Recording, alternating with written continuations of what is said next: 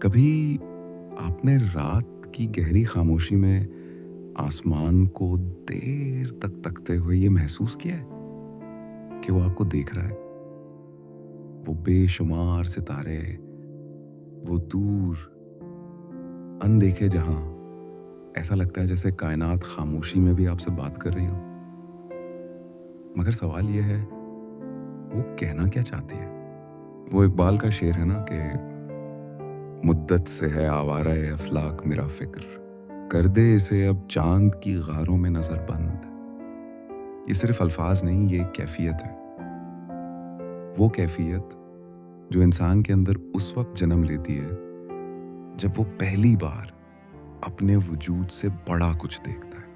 یوں محسوس کریں کہ آپ ایک خاموش رات میں کھڑے ہیں، ہوا بھی تھم چکی ہے اور آپ کی نگاہیں اس لامحدود وسعت میں کھو رہی ہیں، جہاں ہر ستارہ ایک کہانی ہے اور ہر کہکشاں ایک راز۔ میں بھی کبھی دنیا کی الجھنوں میں گم ایک عام انسان تھا، چھوٹے چھوٹے مسائل، بے معنی پریشانیاں، مگر ایک رات جب میں نے آسمان کو صرف دیکھا نہیں بلکہ محسوس کیا تو سب کچھ بدل گیا۔ مجھے یوں لگا جیسے یہ کائنات خاموش ہو کر بھی مجھے ایک سچ سنا رہی ہے کہ تم اس وسیع نظام میں صرف ایک لمحہ ہو، ایک لمحہ جو خود کو بہت اہم سمجھ بیٹھا ہے۔ اور پھر ایک عجیب سا سکون محسوس ہوا، کیونکہ جب آپ کو اپنی حقیقت کا اندازہ ہو جائے تو آپ کے مسئلے بھی اپنی حقیقت کھو دیتے ہیں۔ سال 2016 یہ وہ وقت تھا جب میں نے پہلی بار کائنات کو سمجھنے کی کوشش کی۔ کتابیں، تحقیقات اور وہ سوالات جو نیند بھی چرا لیتے تھے۔ اور پھر 2018 میں یہ احساس مکمل ہوا کہ کائنات صرف سائنس نہیں، یہ ایک آئینہ ہے، ایسا آئینہ جس میں انسان خود کو دیکھ سکتا ہے۔